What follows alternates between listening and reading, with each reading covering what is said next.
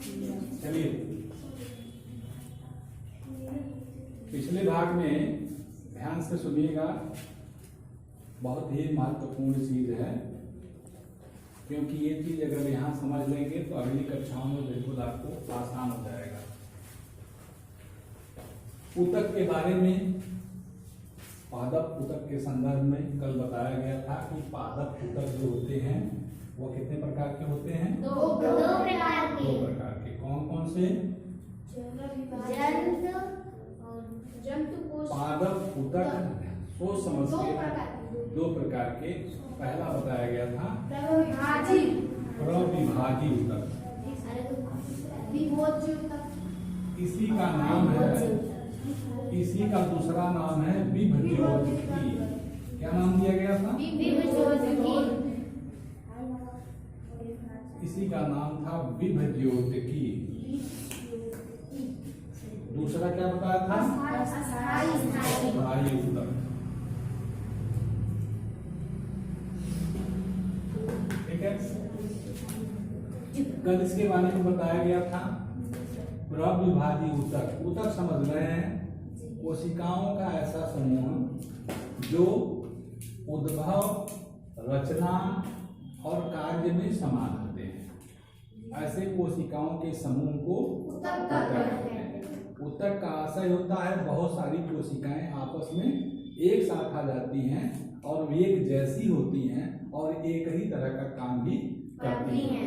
ऐसे कोशिकाओं के समूह को ऊतक कहते हैं। पौधों में 2 प्रकार के ऊतक होते हैं, एक प्रविभाजी ऊतक और दूसरा होता है, इसको कहते हैं अंग्रेजी में मेरिस्टेमेटिक टिश्यू, इसको कहते हैं परमानेंट टिश्यू ऊतक। अब हम देखेंगे अस्थायी ऊतक क्या है। इसके संदर्भ में कल बताया गया था कि ये मूलतः पौधे के ऊपरी हिस्से में और पार्श्व कलिकाओं के हिस्से में पाए जाते हैं। साथ ही साथ जड़ों के सबसे निचले हिस्से में, जहां पर रूट कैप या मूल गोप होता था, उसके ठीक ऊपर ये कोशिकाएं आपस में क्या होती थी? विभाजित होती रहती थी और विभाजन के पास नई नई कोशिकाएं बनती रहती हैं और विभाजन वाली कोशिकाएं आपस में काम लगातार करती रहती हैं। और जो कोशिकाएं विभाजन के पश्चात नीचे सरकती जाती हैं वो अपना रूप बदल देती हैं, काम बदल देती हैं और वो कोशिकाएं हमें अस्थायी कोशिका के रूप में, अस्थायी ऊतक के रूप में मिलती हैं। अब हम ये देखेंगे आज अस्थायी ऊतक क्या होते हैं। सबसे पहले समझें, इसका नाम ही अस्थायी है, ये विभाजन का काम नहीं करेगा, यानी काम इसका रुक गया। बना कहां से? ये प्रविभाजी कोशिकाएं विभाजित हो गई। यहाँ उदाहरण के रूप में समझ लीजिए, यहाँ पर ये कोशिकाएं हैं, कौन सी कोशिकाएं हैं? ये प्रविभाजी कोशिकाएं हैं। ये बट गई आपस में, बट करके कितने भागों में बट गई? 4 से किसमें बने? 4 से 8 में हो गई। ये कोशिकाएं नीचे सरक जाएंगी। अब ये अपना काम धीरे धीरे बदल दिया, ये बटेंगी नहीं अब, लेकिन ये जो चारों ऊपर वाली हैं वो बढ़ती रहेंगी और ये नीचे सरकती रहेंगी, नीचे सरकती रहेंगी। ठीक है, और ये ऊपर बढ़ती रहेंगी। तो वो ये प्रविभाजी कहेंगे, लेकिन उनसे जो बच करके अलग हो गई है वो अस्थायी रूप ले लेती हैं और अस्थायी रूप ले करके वह पौधे के विभिन्न कार्यों में सहयोग करती हैं, उनका काम बढ़ जाता है। तो आज हम देखेंगे इन कोशिकाओं के जो प्रविभाजी ऊतक के विभाजन के पश्चात बन गई हैं और अपना अलग काम करना शुरू कर देती हैं, उन कोशिकाओं को हम अस्थायी ऊतक कहते हैं।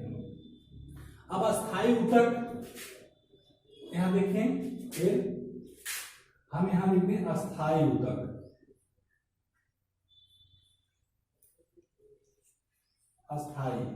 अस्थायी ऊतक जो होता है वह 2 प्रकार का होता है। ठीक है, अस्थायी ऊतक भी हम इसमें 2 भागों में बांट सकते हैं। पहला देखिए और दूसरा देखिए। पहला होता है सरल ऊतक, और दूसरा होता है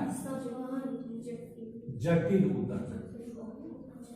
ठीक है, यहां देखिए सरल ऊतक, इसकी परिभाषा देखिए। पहली बात, ऊतक कितने भागों में? पौधों के ऊतक 2 भागों में बटे। ठीक है, रविभाजी और अस्थायी, जिसके संदर्भ में आप जान चुके हैं कहां पाया जाता है, काम क्या करता है। अस्थायी ऊतक इन्हीं ऊतकों से बने हुए ये विभाजन का काम छोड़ देते हैं, अन्य कार्यों में लिप्त हो जाते हैं और वो अस्थायी ऊतक हो जाते हैं। ये कितने प्रकार के हो गए? 2 प्रकार, सरल ऊतक और जटिल ऊतक। अब हम देखिए सरल ऊतक क्या होता है। सरल का नाम ही है आसान। ऐसी कोशिकाओं का समूह जो एक रूप रंग की होती हैं, काम ही एक ही करती हैं। ठीक है, विभाजन का काम नहीं करती हैं। ऐसी कोशिकाओं के समूह को सरल अस्थायी ऊतक कहते हैं। सरल अस्थायी ऊतक कहते हैं। ठीक है, सरल अस्थायी ऊतक कहते हैं। बिल्कुल आसान है, उनकी बनावट एक जैसी होगी, उसमें कोई विभेद नहीं होगा, काम भी एक ही जैसा होगा, रचना भी एक ही जैसी होगी। सरल ऊतक कहते हैं। ठीक है, दूसरा है जटिल ऊतक। जटिल ऊतक का आशय होता है उसमें कई प्रकार की कोशिकाओं का समूह होगा। सरल ऊतक में एक प्रकार की कोशिका का समूह होगा, लेकिन जटिल ऊतक में एक से अधिक प्रकार की कोशिकाओं का समूह, यानी एक से अधिक प्रकार के ऊतक उसमें होंगे। ये आगे चल करके बढ़ेगा। सरल ऊतक को हम फिर बांटेंगे 3 भाग में, 1, 2, 3 भाग में। जटिल ऊतक भी बटेगा।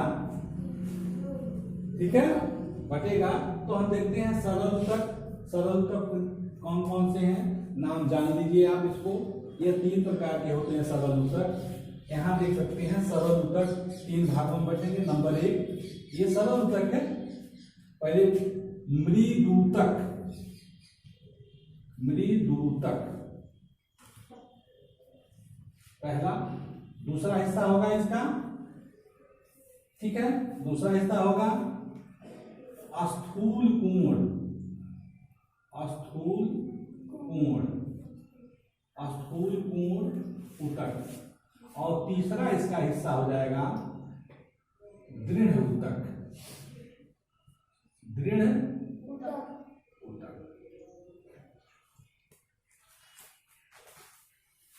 सरल ऊतक को 3 भागों में बांटेंगे। ये अगली कक्षाओं में आप पढ़ेंगे। यहाँ पर विवरण नहीं दिया हुआ है, इसलिए हम इसको नहीं यहाँ पर बता देंगे कि कैसे इनकी संरचना होती है, इनका काम क्या होता है, क्यों ये अलग अलग 3 भागों में बांटी गई है। लेकिन सरल ऊतक 3 भागों में बटती हैं। इसको अंग्रेजी में कहते हैं पैरेन्काइमा, इसको कहते हैं स्क्लेरेन्काइमा, इसको कहते हैं पोलेन्काइमा। ये विषय थोड़ा सा हटके है, अगली कक्षा में पढ़ेंगे। सरल ऊतक 3 प्रकार के होते हैं। जटिल ऊतक जो होते हैं उसमें मुख्य रूप से जाइलम, जाइलम और दूसरा क्या हो जाएगा फ्लोयम। ये फ्लोयम मिल जाएगा। जटिल ऊतक 2 प्रकार के होते हैं। जटिल इसीलिए नाम पड़ गया कि एक ही ऊतक के अंदर 2 प्रकार की कोशिकाएं पाई जाती है। जैसे गणित में पढ़ा, जब 2 चीज एक में मिल जाती है तो मिश्र हो जाता है। ऐसे यहाँ 2 प्रकार की कोशिकाएं हो गई, जाइलम हो गया और फ्लोएम हो गया। अभी तक इसमें सरल ऊतक में थे वो ऊतक जो होगा एक जैसी होंगी, स्थूल कोण एक जैसे होगा, दृढ़ ऊतक एक जैसे होगा। लेकिन जटिल ऊतक इसीलिए नाम है कठिन, जटिल, मिश्र। इसमें 2 प्रकार की कोशिकाएं पाई जाएंगी, जिसका नाम है, उदाहरण के रूप में हम कहेंगे संवहन बंडल।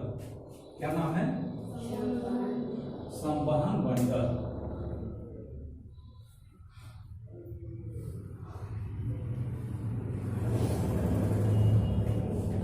इसको समझिए संवहन बंडल क्या होता है।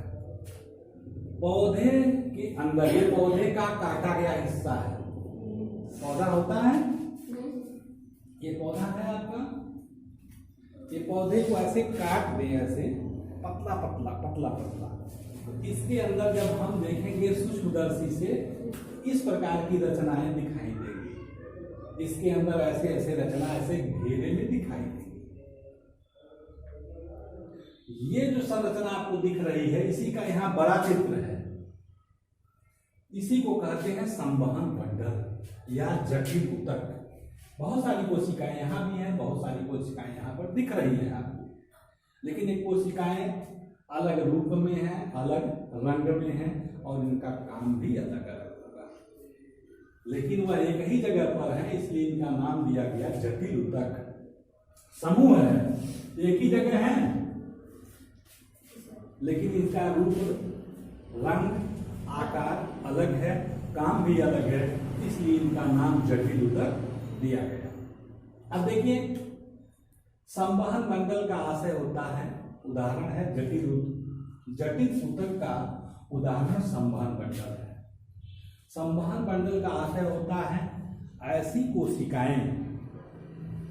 कोशिकाओं का समूह जो संवहन, वहन माने ढोना, ले जाने, कुछ ढोने का काम करते हैं।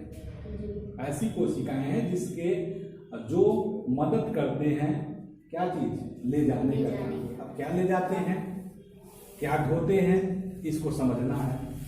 अब यहाँ पर ये दो प्रकार की हो जाएंगी। संवहन मंडल में दो तरह की कोशिकाएं आपने बताया जटिल ऊतक में। ये संवहन मंडल है आपका, जो किसी भी वृक्ष के तने के बीच में लाइन से लगे हो सकते हैं या बीच बीच में बिखरे हो सकते हैं, ये अलग अलग पौधों पर निर्भर करेगा। लेकिन ये संवहन मंडल खनिज, लवण, पानी और बने हुए भोज्य पदार्थों को ले जाने का काम, एक विशेष काम हो गया इन कोशिकाओं के समूह को। यानी ये कोशिकाएं जो होती हैं, पौधे में भोज्य पदार्थों को इधर से उधर, पानी को इधर से उधर करने में मदद करती है। यानी ये पाइप जैसी कोशिकाएं होती है, इसके अंदर से पानी जाता है, इसके अंदर से भोज्य पदार्थ जाता है, एक खाली जगह होती है, खाली है, ये खाली है, अपने अंदर से आने जाने के लिए मार्ग बनाती है। इसीलिए पौधे के नीचे का पानी, खनिज, खाद जो भी डालते हैं वो ऊपर पौधे में आता है और हरा भरा हो जाता है। और ऊपर से जो सूरज की रोशनी में बना हुआ भोजन होता है वह धीरे कहाँ तक चल जाता है, जड़ तक आता है। तो जड़ भी भूखी नहीं रहती है, और जड़ क्या करती है, नीचे से पानी ऊपर पौधे तक पहुंचाती है, जिससे पौधा सूखता नहीं है। तो इस तरह से दो प्रकार की कोशिकाएं होंगी, एक तो ऊपर से नीचे की तरफ आ रही है और दूसरा नीचे से ऊपर तक ले जा रही है। दो तरह का काम हो रहा है, इसी के अंदर दोनों हैं, इसीलिए इसका नाम पड़ गया संवहन मंडल। एक ऊपर से बना हुआ भोजन कहाँ जा रही पौधे में, नीचे सूरज के प्रकाश में बना हुआ भोजन जड़ तक लाती है ताकि जड़ भी भूखी न रहे। नीचे से खनिज, लवण और पानी, खाद नीचे से ऊपर पौधे तक ले जाती है। ये दो प्रकार का काम, इन दोनों कामों को बांट दिया गया है। यहाँ पर देखिए, जो ऊपर से बना हुआ भोजन नीचे लाता है, ये है, ये कोशिकाएं हैं, जिसका नाम है फ्लोएम। क्या नाम है, फ्लोएम। बहुत ही महत्वपूर्ण है फ्लोएम, जो पत्तियों में, फलों में सूरज की रोशनी में भोजन बनता है वह जड़ों तक लाने का काम करता है, फ्लोएम करता है। नीचे से जो खाद और जल है पौधे के ऊपरी हिस्से में जो ले जाता है, ठीक है, हाँ, ये कोशिकाएं हैं, ध्यान से देखिएगा, यहाँ पर ये कोशिकाएं हैं, इसका नाम है जाइलम। क्या नाम है, जाइलम।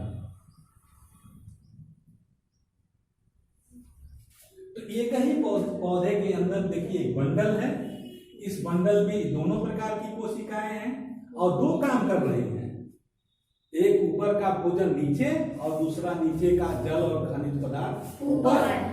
काम बट गया, लेकिन यह एक ही बंडल में समाये हुए हैं, एक ही जगह पर हैं, इसीलिए इसका नाम है संवहन बंडल, धोने वाली कोशिकाएं। और ये जटिल ऊतक है क्योंकि इनका काम, रचना भी अलग है, रंग भी अलग है, इसलिए काम भी अलग है, इसलिए इसे जटिल ऊतक कहा गया है। तो प्रश्न बार बार पूछे जाते हैं कि जाइलम का क्या काम है, तो आप इस तीर को ध्यान में बैठाए रखिएगा। जाइलम का मतलब होता है कि नीचे से ऊपर की ओर, नीचे से ऊपर क्या जाएगा, जमीन के अंदर हम खाद डालते हैं, पानी डालते हैं, इसी पदार्थ को लेकर के इसी नलियों के रास्ते से, पाइप के रास्ते से ऊपर बढ़ता जाता है। फ्लोएम का मतलब होता है नीचे की तरफ तीर होती है, अर्थात पौधे के ऊपर जो सूरज की रोशनी में भोजन बनता है वो भोजन को जड़ों तक लाता है ताकि जड़ें भी जीवित रहें, इसलिए फ्लोएम। और फ्लोएम कहाँ है, बाहर की ओर, और जाइलम कहाँ है, अंदर की ओर है। और इसी चीज को यहाँ बड़ा करके दिखाया गया है, इसी चीज को यहाँ बड़ा करके दिखाया गया है, ठीक है। तो आप जान लीजिए फ्लोएम की कोशिकाएं छोटी होती हैं और वो ऊपर से बने भूरे को लाती हैं। इनकी कोशिकाएं में बड़ा विभेद है, अगली कक्षाओं में पढ़ेंगे कौन सा विभेद है। मेटाजाइलम होता है, प्रोटोजाइलम होता है, तमाम सी ट्यूब्स होता है, 40 नलिकाएं जिसे कहते हैं, अगली कक्षाओं में होगा। लेकिन इतना ही आज इस कोर्स में दिया हुआ है कि फ्लोएम और जाइलम क्या होते हैं, ठीक है। तो जाइलम और फ्लोएम के कार्य को आप समझ चुके होंगे। आप यहाँ जटिल ऊतक में आते हैं। सरल ऊतक को आपको बताया गया। सरल ऊतक 3 प्रकार के होते हैं, मृदु ऊतक, स्थूल कोण ऊतक और दृढ़ ऊतक। थोड़ा सा इस पे हम बता देते हैं, ध्यान दीजिएगा। इन कोशिकाओं का ध्यान दीजिए।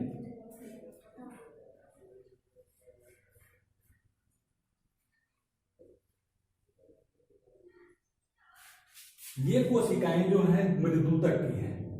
मृदुतक का आशय होता है ऐसी कोशिकाएं जिनके बीच बीच में खाली जगह है। देखिए यहाँ खाली जगह है, यहाँ खाली जगह होता है,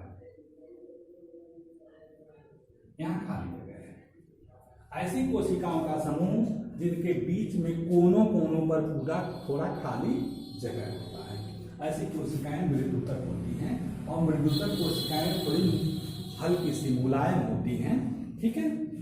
ये पौधे के उस भाग में होती है जहां पौधा थोड़ा मुलायम होता है, ठीक है। दूसरा कोशिका देखें,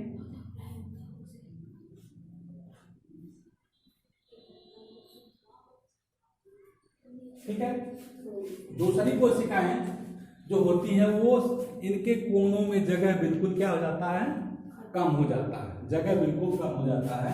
ये स्थूल कोण, स्थूल कोण, कोण समझते हैं ना, कोना। स्थूल कोण का मतलब कोना बन गया। इसको और स्पष्ट बना देता हूं, ध्यान से देखिए। दूसरे नंबर पर स्थूल कोण का मतलब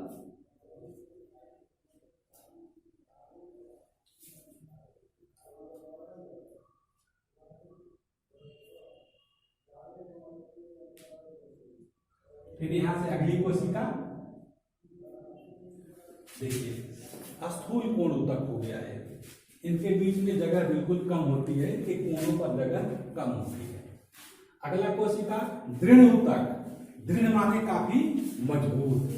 दृढ़ माने क्या होता है, काफी मजबूत। इसलिए ये कोशिकाएं जो दृढ़ ऊतक की होंगी ये भी खटकोणी होती हैं, लेकिन अंतर क्या होता है, इनके कोनों पर एक रासायनिक पदार्थ जमा हो जाता है। इनके कोनों कोनों पर क्या जमा हो जाता है, एक रासायनिक पदार्थ जमा हो जाता है, जिससे काफी कठोर हो जाती हैं। लिग्निन और पेक्टिन दो चीज जमा हो जाता है इनके कोनों कोनों में, इसलिए कोशिकाएं काफी मजबूत हो जाती हैं। और ये काष्ठीय, पौधे का काष्ठीय हिस्सा जो कड़ा हिस्सा है वो बना देती हैं। ये कोशिकाएं अस्थायी ऊतक दो प्रकार के, सरल ऊतक, जटिल ऊतक। सरल ऊतक में 3, मृदुतक, स्थूल कोण ऊतक और दृढ़ ऊतक। जटिल ऊतक में आप जाइलम और फ्लोएम, जिसे वैस्कुलर बंडल अंग्रेजी में बोलते हैं, संवहन बंडल कहते हैं, और ये कोशिकाएं पे आप समझ चुके हैं। शेष अगले दिन में आपको जंतु ऊतक के बारे में